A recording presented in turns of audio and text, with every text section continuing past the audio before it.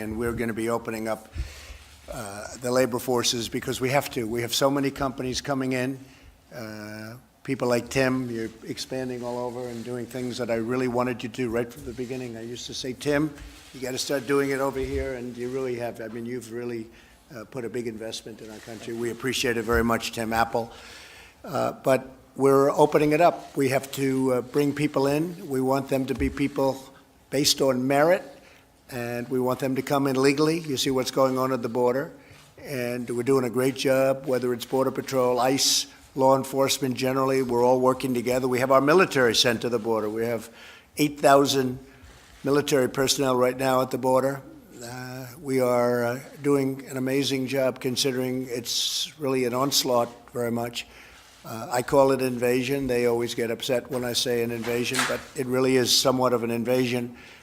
And we're stopping drugs at a record level, but a record number of drugs are pouring up and coming up, and we're getting it done. Human trafficking is a disaster. Nobody knew too much about it until recently. It's been going on for a million years, actually. It's been going on for a long time, but we've seen it, we've spotted it. It's being slowed down, but we can't slow it down unless we have a very strong and powerful separation between us and wherever it is it may be. And in this case, it happens to be Mexico. Mexico's helped us, but Mexico has a record number of murders this year, a number that's so large it's actually hard to believe. And we're working very hard on actually having one of the safest we've ever been. We have some of the best numbers we've ever had from the standpoint of crime, murders, killings included. One of our best years ever was last year, and we're down 6% from last year, so that's very important. But we want to have a very strong border, but we want to have a lot of people coming in. A lot of people don't understand that. They think we're shutting it out. We're not shutting it out.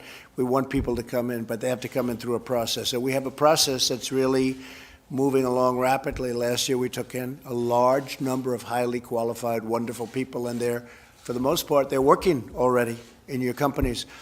But we also have a lot of companies coming in. I was with Prime Minister Abe the other day, and he said, we spoke the other day, and he said that Japan's going to be sending about at least seven more big factories into this country.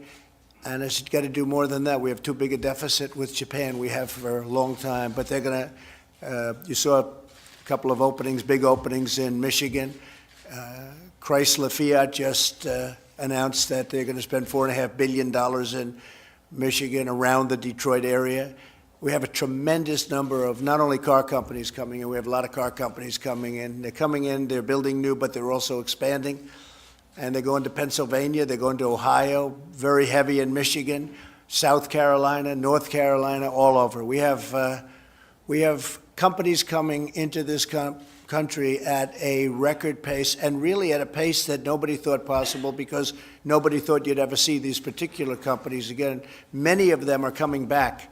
They want to be where the action is. They're coming back. They left years ago. I used to talk about it as a civilian, but they left years ago, and now they're coming back, and they're coming back in numbers that nobody believes. So we're going to let a lot of people come in because we need workers. We have to have workers. Unemployment at 3.7, 3.6 probably.